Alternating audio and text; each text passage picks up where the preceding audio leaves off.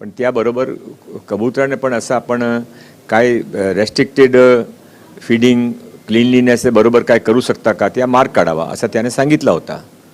आजचे हायकोर्टामध्ये डेट आहे, तर हायकोर्टामध्ये महानगरपालिका आपला प्रस्ताव सबमिट करतील. एक वेळेला अप्रूव्ह झाला तर सर्व सुरळीत होईल.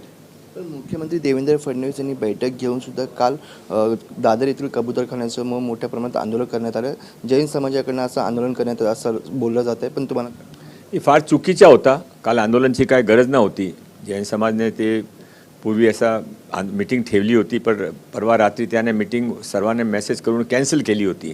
तरी पण काही लोक तिथे जमा झाले होते. त्यामध्ये काही बाहेरचे लोक आले, अतिउत्साही लोक होते. काय होतं मला माहीत नाही, कुठून आले नाही. त्याने एक 10-15 मिनिटासाठी तोडाफोडाचा प्रयत्न केला, पण पोलिसने स्थिती नियंत्रणामध्ये आणली नाही, विषय संपला.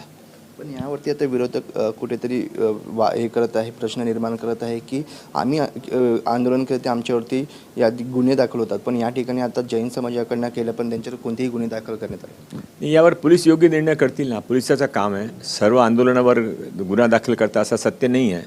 काय असं कॉग्निजेबल नॉन कॉग्निजेबलच्या लक्ष धरून जे काही असेल ते पोलीस योग्य निर्णय करतील.